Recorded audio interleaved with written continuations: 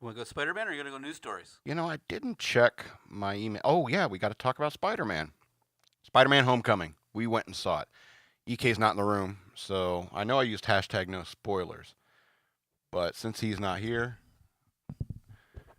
we don't have to worry about it as much. So if you clicked on no spoilers and found my Instagram post and ended up listening to this thinking, oh, thank God they're not going to spoil it, I'm going to try to do my best because pretty much I script everything in my head before I say it anyway. I mean, that's just how I roll.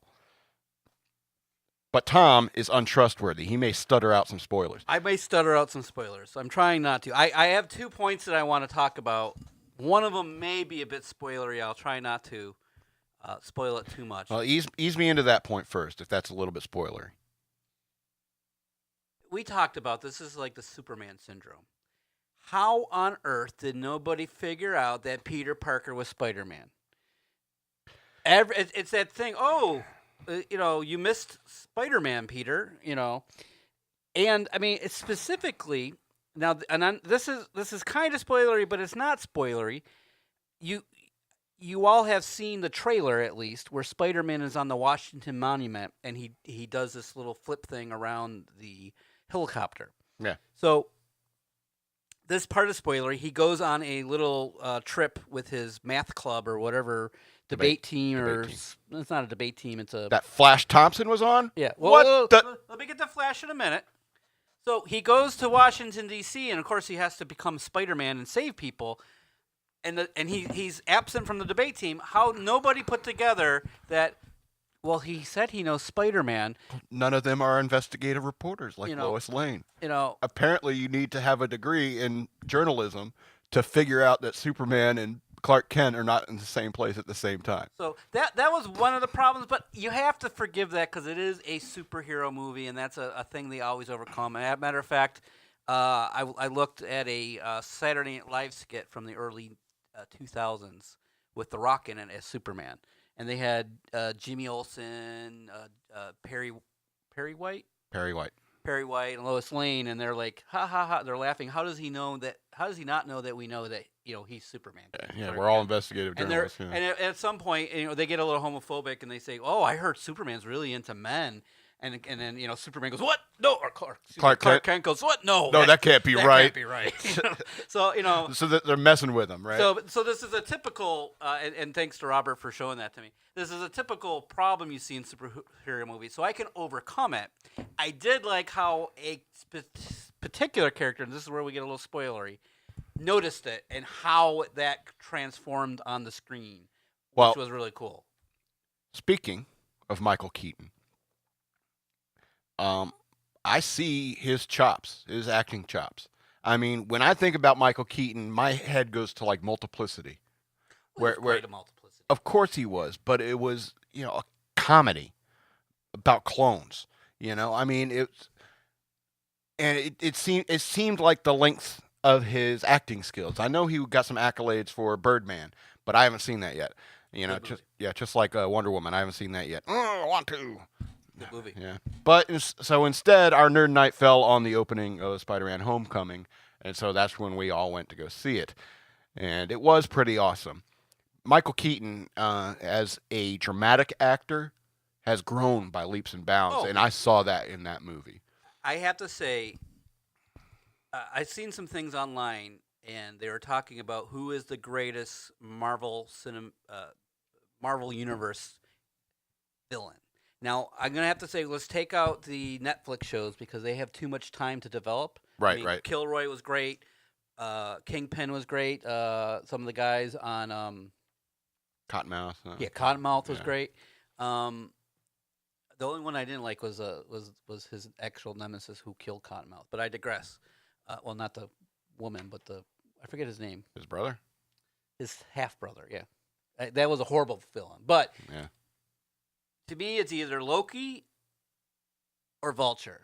And Loki is okay. I don't necessarily buy his motivation. No, Loki. I like the actor. Hands down, Loki's better than. No, he's maybe had a little too much screen time, and I just don't like his motivation. Oh, I'm a frost giant that was adopted by a loving family. I'm going to try to kill everybody. I don't get it. Vulture's motivation. Again, this isn't too spoilery. Okay. It's in the first 5 minutes of the movie. They show it's right after the events that happened to the New York, Adventures in New York, and he's a salvaging, company, and he gets taken taken over off the by, job by Damage Control. by Damage Control and Stark Industries. So, and he wants to now, mind you, he's got a big mansion. McMansion, a really nice house, but he goes, you're taken away from my family, my wife, and my employees, and my employees' families, and so you saw the motivation, and he continued doing salvaging, and they were doing kind of salvaging. They're stealing from the Damage Control, Chitauri, and nobody was getting hurt. Technology, right? Nobody was actually getting hurt, though. Yes, he was selling weapons and arguably. Dangerous equipment. Yes. He had the shock punching thing. That's a little bit of a spoiler right there. Sorry. Well, that's one of the early things too. It's one of the weapons that could have been used by what's the guy's name? We still haven't identified his name from the Netflix I don't show. care. I didn't like him as a villain either. Well, okay, but that guy, he could have potentially. That looked like a weapon that the Vulture could have sold. Time frame wise, it could have fit. Right. So, but like I said, I like how they. First of all, I love the actor. Michael Keaton is one of my favorite actors, and I really think they showed his motivation. Yeah, So he I is agree my with you. favorite and the Buffalo News, where I'm from, they released several years ago. I think when the first Tobey Maguire movies came out. Yeah. They released a bunch of in their Sunday newspaper. They released a bunch of original, just reprints of the original Spider-Man comics. And I read the Vulture one, and you got this decrepit old man. I'm like, how the hell are they gonna put this stupid hero or villain against Spider-Man? They pull an Aunt May on him, and it was brilliant. Make him younger, make her younger. Aunt May turn her into a MILF. Speaking of Aunt May, she was a MILF. Speaking of Marissa Tomei. Yeah, Marissa, if you're listening, Speaking of come find me. Aunt Marissa Tomei. I will delete every post I've ever made on a YouTube comment of Rebecca Felgate's videos. Marissa Tomei. It's like that. I'll give you that. But I have a better chance at Rebecca Felgate. But that's my opinion on. I think Vulture is now my favorite Marvel villain. Maybe just because of proximity in time. I think his motivation was organic and it made sense. Like how he got from there to here, made sense. I can name every villain, like the Iron Man villains. None of them made sense. Well, the Iron Man 3 kind of made sense. But Iron Man 2, I hated him. Iron Man 1 kind of made sense, but I'm sorry, he's my favorite. So that's my. Let you go off on a little tangent on Spider-Man: Homecoming. They can change up everything they want, anything they want. All right, you could make Aunt May into a MILF. Change the color of a girlfriend's skin. I don't care. I don't care about any of that. There's only two characters you need to get right, and that's Spider-Man and the bad guy, the main bad guy, and that was Vulture and Spider-Man. Okay. And if you've seen Captain America: Civil War, you saw the little cameo of Spider-Man, and that little bit that I saw in Civil War, I was like, this guy's playing it. I mean, he's written correctly. The bantering kind of thing. Looking forward to this movie of all superhero movies. This one. And in the comic books, especially my most favorite comic books, is that Spider-Man has this ability, like this danger sense and this quick reflexes, and he's so much faster than everybody else that he'll just sit there on the wall as you're like flailing at him, and he's just dodging, he's just running his mouth because he's got the extra time and the reflexes. It's like, come on, why are you doing this? It's like, you can't hit me. Come on, try again. He's just that kind of guy. He's that quick and that agile that you could be attacking him, and he's got time to run his mouth, talk trash to you. And so it makes more sense that he would sit there and mess with somebody. And so when he's written the way he was in Civil War and in Spider-Man: Homecoming, he comes off exactly the way he did in the comic books. And that's how you make Spider-Man correctly. However, you don't pull a Tobey Maguire and have him pulling off his mask everywhere he goes. Spider-Man doesn't do that. Part of the mystique of Spider-Man is he was the first superhero that had his entire skin covered. So it could have been anybody under there. Right. And that was kind of important. It's like even like most of the heroes at that time, they would have like their skin covered, and it's like it's okay, I'm white, so you're safe, And so You could have a black guy, exactly, it could have been anybody, Mexican, whatever. I'm the Italian Spider-Man. Hoopity boppity, look at me speak with my mustache. Yeah, Spider-Man talks with his hands a lot. Did he take his mask off much? Yeah, like 3 times, like Tobey Maguire style. Yeah, I guess. Yeah, there was a point he's sitting on a building waiting to speak to Iron Man, and he's got his mask off. Yeah, he Into the mic. Oh, it fell down. Yeah, that's true. And I broke mine earlier. So yeah, I guess, but I don't know. I could get past it. The other thing, and our friend Mike mentioned this, Flash Thompson. Now, when I saw it, and now, do we consider the spoiler? Because if you just throw up IMDb and find out who Flash Thompson is, I don't think this spoils anything. Okay, so I had a problem with this when I first saw the character on screen, and I was trying to process through my head. I'm like, am I okay with this? Does it make sense?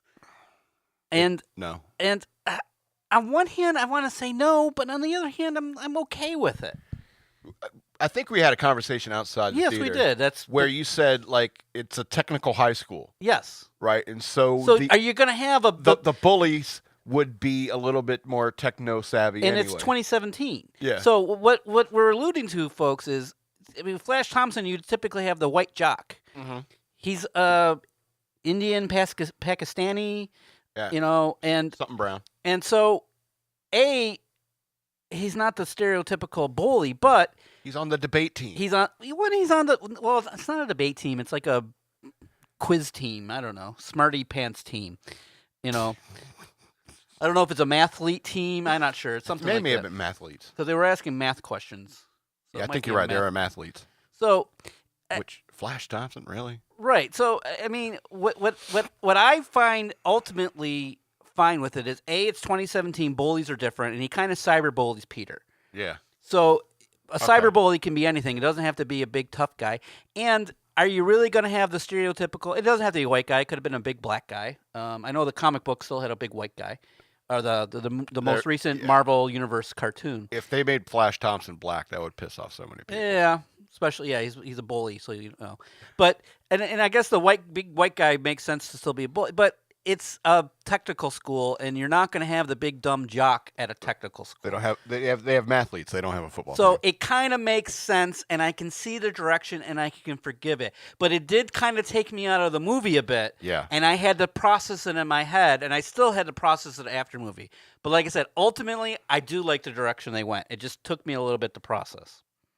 I've heard some people complaining that it's a little too young, it's high schooly, but I mean, I think that's kind of the point. Is that Spider-Man, and he's 15, right? Yeah, he's young. Which was what Peter Parker was, and unlike Tobey Maguire, he was a senior. He's a sophomore,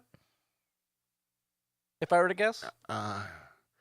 The Tobey Maguire one, I think he was kind of like a junior or senior, but now he's like a sophomore, yeah. Well, Tobey Maguire, immediately Spider-Man 2 was the next year, and him and Mary Jane have graduated and are in college post-high school. Yeah. So he's 15. Chronologically, 15 would be a freshman. I mean, my son's 16, and he's a junior. Or, excuse me, he's a sophomore going to be a junior. Well, I think that was fine. That was fine to put him in high school. And that was great. Because it also reinforced the idea of the interactions with Iron Man, where he was treating him like a kid, treating him like a rookie, an amateur superhero. Especially with the suit he gave him, which is awesome, by the way. Oh yeah, yeah. Karen, I love Karen. Yeah, and so. And then at the end, he had that new one, and it looked horrible. And he's like, "No, I don't want it." And so, sorry for that. That was a spoiler. But in fairness, it's not like Tony said to Peter, "Well, why not?" It was like because the first suit looked way better than that piece of shit. Yeah, it's like looks horrible. It's like if you were Spider-Man because that golden. It's like if you were Spider-Man, Tony. No, I'll take with my red. That looks like something a guy named Miguel O'Hara would wear. You get that one? You get that one? Really? Slightly. Okay. But I did like back to the uniform though and I don't want to spoil it because this is a major prop point. But what he said, what Tony said to him, and what he eventually about. I don't want to spoil it. Don't spoil it. My question is there's a bunch of tech inside that suit, and I just wonder where the battery packs are. You know, it's a skin tight Spider-Man suit. It's like where do you hold all this information? They gave him the suitcase, which I assume would have a charger in it, but he doesn't always keep it in the suitcase. Exactly. You know, especially when we went to DC, it was in his backpack. The logistics of that suit just don't make any sense, you know. Well, it is Tony Stark, so maybe he's got a little mini arc reactor in there. Whatever. We're going to close off the whole Spider-Man Homecoming debate with the post-credit scene, without giving anything away. You just have to have. Have you ever seen a movie called Monty Python and the Holy Grail? Yes, I have, and I saw what you posted. I love. You remember how it ends? Yes. That's called blatantly trolling the audience. All right? There have been people who have said to me, "It's like that's my favorite one yet," and it's like, "Are you serious?" That pissed me off to no end. That closing scene. It didn't piss me off. I go. You're having a bit of fun with us. I thought it was fun, especially given how many times you saw that in the movie. It made sense. I was a little pissed off because I was hoping to see, future interactions of what's going to happen. Because usually, you want a teaser of what's to come. But I was fine with it. I thought it was appropriate. I hate that stuff.